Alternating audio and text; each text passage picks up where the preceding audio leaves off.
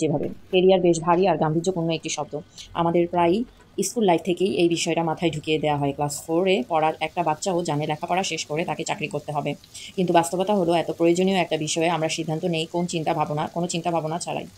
এই বিষয়ে সঠিক পথ দেখানোর জন্য আমাদের কাউকে পাই না। সবাই কিছু ধারণাকে পুঁজি করেই পরামর্শ দেয়, যেমন এখন কম্পিউটার সব জায়গায়, কম্পিউটার নিয়ে পড়লে ভালো চাকরি পাবে। কিন্তু জীবনের সবচেয়ে বড় এই সিদ্ধান্ত নেওয়ার জন্য যে অনেক বিষয় বিবেচনা করা উচিত তা কেউ বলেও না, বা আমরা জানিও না। আমাদের অনেকের মতেই স্মার্ট কেরিয়ার মানেই চাকুরি।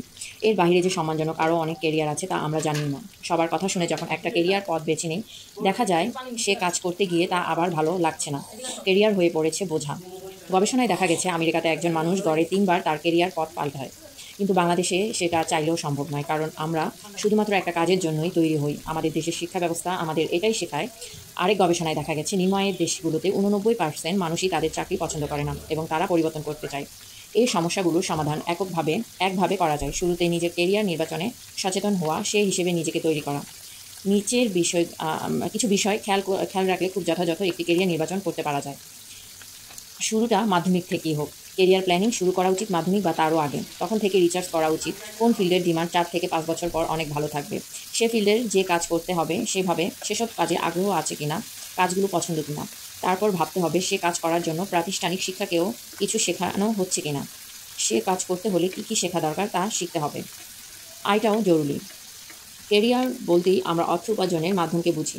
লেখাপড়া শেষ করে একটা ভালো বেতনের চাকরি পেতে হবে, এটাই অনেকের একমাত্র ভীষণ। যদিও কেরিয়ার নির্বাচনের সবচেয়ে জরুরি বিষয় এটি নয়, তবে দায়বদ্ধতার কারণে এটা আগেই ভাবতে হবে। যে ফিল্ডগুলোর ডিমান্ড 4 থেকে 5 বছর পরেও বাড়বে, সেগুলোর দিকে নজর দেওয়া উচিত হবে।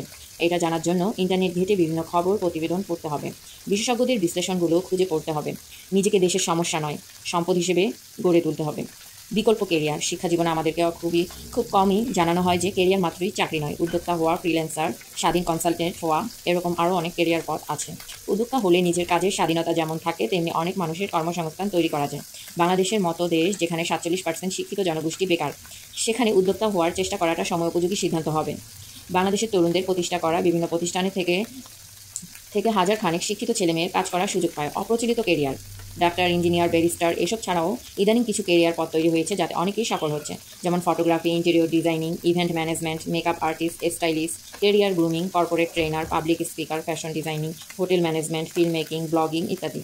এসব বিষয়ে প্রাতিষ্ঠানিক শিক্ষা খুব একটা সুযোগ বাংলাদেশে নেই, তবে এইসব বিষয়ে তাত্ত্বিক শিক্ষার চেয়েও ব্যবহারিক বা প্র্যাকটিক্যাল শিক্ষার প্রয়োজন খুব বেশি হয়।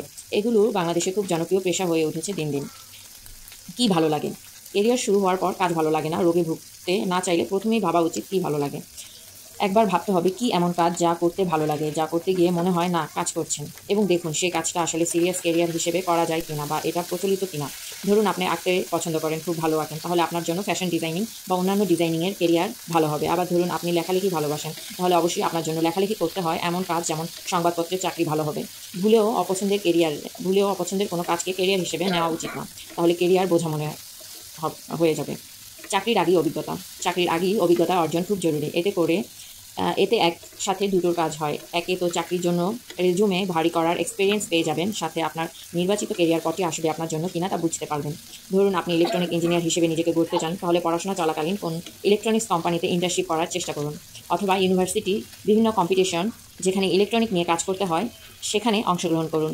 আবার ধরুন আপনি ম্যানেজমেন্ট কেরিয়ার গড়বেন, তাহলে ইউনিভার্সিটি ক্লাব বা কোনো সংগঠনে ম্যানেজমেন্টের কাজ করতে হয় এমন পদে যুক্ত হন।